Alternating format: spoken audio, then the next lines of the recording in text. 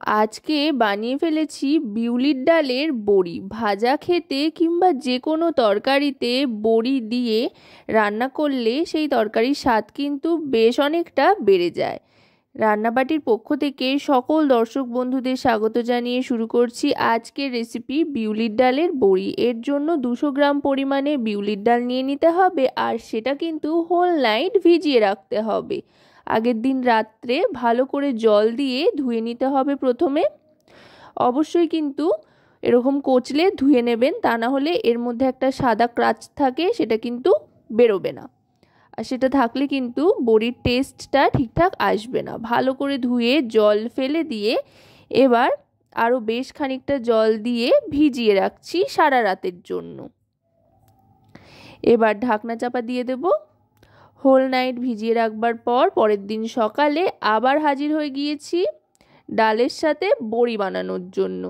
এবার ঢাকনা সরিয়ে নিয়ে ভালো করে জলটা ফেলে দিয়ে ধুয়ে নিতে হবে আরও একবার। একেবারে কিন্তু জলটা ফেলে দিতে হবে, যাতে কোনো রকম জল না থাকে সেদিকে লক্ষ্য রাখতে হবে। এবার একটা মিক্সার জারের মধ্যে ডালটা নিয়ে নিচ্ছি। চাইলে আপনারা শিলনোড়াতেও বেটে নিতে পারেন, তবে এতে করলে অনেক সময় বাঁচে আর পরিশ্রমও কম হয়। এবার দিয়ে দিচ্ছি পরিমাণ মতো লবণ, আর এবার ঢাকনা চাপা দিয়ে দিলাম। এটা পেস্ট করে নেব, একেবারে মিহি পেস্ট করে নিতে হবে যাতে কোনো রকম দানা দানা না থাকে। আমি কিন্তু শুধুই বিউলির ডাল ব্যবহার করছি, আর কোনো কিছু ব্যবহার করছি না। চাল কুমড়ো বা থোড় বা মূলো আপনারা চাইলে করতে পারেন, তবে শুধু ডাল দিয়েও কিন্তু বড়ি খেতে মন্দ হয় না, বেশ ভালো হয়। এবার ডাল বাটাটা একটা বড় বাটির মধ্যে বার করে নিলাম। এবার এর মধ্যে দিয়ে দিচ্ছি কালো জিরে আর সামান্য একটু হিং, এতে করে খুব সুন্দর একটা গন্ধ আসবে। এবার ছাদে চলে আসতে হবে। ছাদে এখানে দিয়ে দিচ্ছি তেল থালার মধ্যে। অবশ্যই কিন্তু সর্ষের তেল ব্যবহার করতে হবে। আর বড়ির জন্য যেই জিনিসটা খুব দরকারি সেটা কিন্তু রোদ। ঠিকঠাক রোদ না থাকলে কিন্তু বড়ি খুব একটা ভালো হয় না, তাই আকাশের দিকে চোখ রেখে বড়ি বানাবেন। ভালো করে সর্ষের তেলটা মাখিয়ে নিলাম থালার মধ্যে। এবার ডালটা ভালো করে ফেটিয়ে নিতে হবে। ফেটাতে ফেটাতে একেবারে কিন্তু সাদা রং চলে আসবে, ততক্ষণ পর্যন্ত কিন্তু ফেটাতে থাকতে হবে। যত বেশি বড়ি ব্যাটার ফেটানো হবে ততই কিন্তু ফুসফুসে হবে বড়ি। আশা করব রেসিপিটি আপনাদের ভালো লাগবে। ভালো লাগলে অবশ্যই রান্নাবাটি চ্যানেলটিকে সাবস্ক্রাইব করে লাইক শেয়ার কমেন্টের মাধ্যমে আমাদের পাশে থাকবেন, আর পাশে থাকা বেল আইকনটি অন করে দেবেন সবার আগে সমস্ত রকম রান্নার নোটিফিকেশন পাওয়ার জন্য।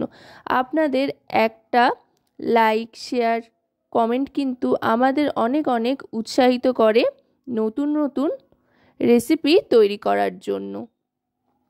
দেখুন একদম কিন্তু সাদা রং চলে এসছে। এইভাবে যে কোনো ডালের বড়ি কিন্তু আপনারা তৈরি করতে পারেন। মটর ডালের বড়িও কিন্তু বানাতে পারেন, ছোলার ডালের বড়িও বানাতে পারেন, চাইলে মুসুর ডাল দিয়েও করতে পারেন। এর আগে আমার চ্যানেলে বড়ির রেসিপি রয়েছে, আমি ডেসক্রিপশানে দিয়ে দেব, আপনারা চাইলে সেখান থেকে দেখে নিতে পারেন। দেখুন ফ্যাটানোটা ঠিকঠাক হয়েছে কিনা সেটা জলের মধ্যে ফেলে দেখতে হবে। জলের মধ্যে ডাল একটু ফেলে যদি দেখেন যে ভেসে উঠছে ডালের ব্যাটার, তাহলে বুঝতে হবে যে ফ্যাটানোটা ঠিকঠাক হয়েছে। এবার বড়ির মতো করে দিয়ে দিতে হবে। ছোট বড় যেমন আকৃতির হোক না কেন দিতে পারলেই হলো, কারণ বাড়িতে বড়ি তৈরির মজাটাই কিন্তু আলাদা। দোকানের বড়ির থেকে বাড়ির বড়ি খেতে কিন্তু অনেক বেশি সুস্বাদু হয়, বেশ হিঙের একটা দারুণ গন্ধ থাকে। এভাবে একটু সময় নিয়ে একটা একটা করে বড়ি দিয়ে নিচ্ছি। আর শীতকালে কিন্তু শীতের রোদ পিঠে মেখে বড়ি দিতে দারুণ মজা লাগে। তবে এই যা রোদে ফেলে রাখলে একটু পাহারায় রাখতে হয় যাতে ঠিকঠাক থাকে, এদিক ওদিক না হয়ে যায়, এইটুকুই আর কি। যা দুদিন মতো রোদ খাওয়াতে হবে, ব্যাস। তারপর শুকিয়ে গেলেই কিন্তু বড়ি নিজের থেকেই পটপট করে উঠে আসতে আরম্ভ করবে, আর বড়ি কিন্তু ভেজে খাওয়ার জন্য তৈরি হয়ে যাবে। দেখুন চটচট করে কিন্তু বড়িগুলো উঠে আসতে আরম্ভ করেছে। বড়িগুলো হয়ে গিয়েছে, 2 দিন রোদ খাওয়ানোতেই কিন্তু বড়ি একেবারে শুকিয়ে তৈরি হয়ে গিয়েছে। এবার এগুলো আমি তুলে রাখছি। তো রেসিপিটি কেমন লাগলো অবশ্যই কিন্তু জানাবেন।